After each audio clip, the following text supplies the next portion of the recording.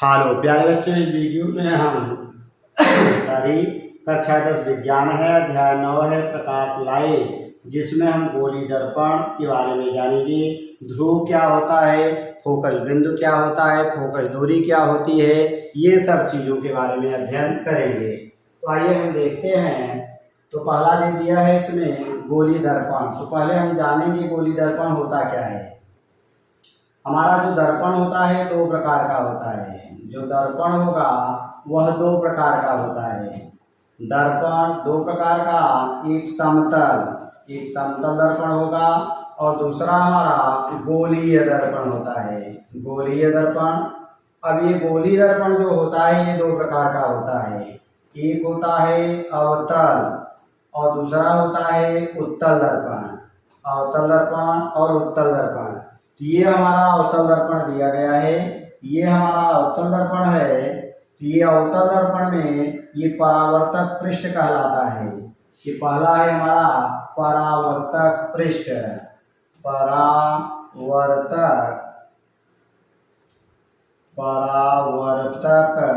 पृष्ठ। जिस ओर हम अपना चेहरा देखते हैं, प्रतिबिंब बनाते हैं, उसको परावर्तक पृष्ठ कहते हैं। तो यहाँ पर अगर देखें तो गोली दर्पण किसी गोले का एक छोटा सा भाग होता है। अगर हम उस गोले को पूरा करते हैं तो गोले का जो केंद्र होगा यही दर्पण का केंद्र बन जाता है। और इस दर्पण के मध्य बिंदु को हम ध्रुव P कहते हैं। यही आपसे पूछा गया था ध्रुव P। तो किसी भी गोली दर्पण के मध्य बिंदु को दर्पण का ध्रुव कहा जाता है। अब आगे आते हैं, इसके आगे नेक्स्ट हम देखते हैं क्या दिया गया है। तो नेक्स्ट हमें मिलेगा ध्रुव P के बाद हमें आता है वक्रता केंद्र। तो वक्रता केंद्र फिर आप आएंगे तो आपको मिलेगा मुख्य अक्ष। अब यहाँ हम देखेंगे कि हमारा वक्रता केंद्र क्या होता है। तो वक्रता केंद्र में आपको मिल जाएगा ये दर्पण, यानी गोली दर्पण को पूरा करने पर ये गोले के केंद्र को दर्पण का वक्रता केंद्र कहते हैं। ध्रुव P मिल गया, वक्रता केंद्र मिल गया। अगला आता है मुख्य अक्ष। तो ध्रुव P तथा वक्रता केंद्र C को मिलाने वाली ये जो रेखा होती है इसी को हम कहते हैं मुख्य अक्ष। तो हमें मुख्य अक्ष भी मिला, ध्रुव P मिला, वक्रता केंद्र मिला। अगला है वक्रता त्रिज्या।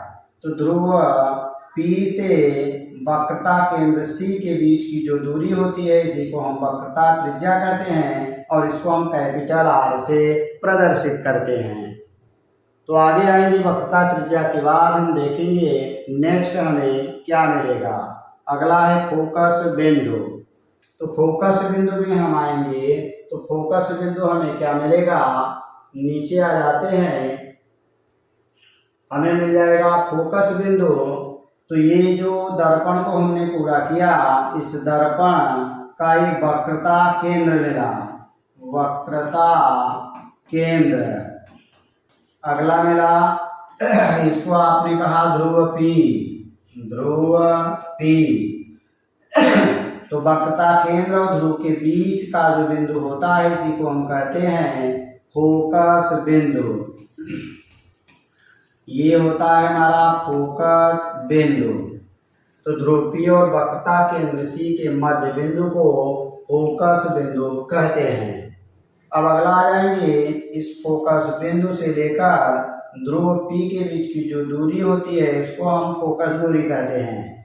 तो फोकस दूरी की परिभाषा बनेगी कि वक्रता ध्रुव P तथा फोकस बिंदु F के बीच की दूरी को फोकस दूरी कहते हैं।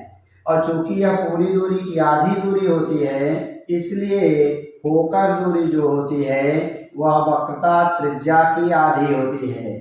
तो दूसरी परिभाषा हम यह भी कह सकते हैं किसी गोली दर्पण का जो फोकस दूरी होती है वह उसकी वक्रता त्रिज्या की आधी होती है।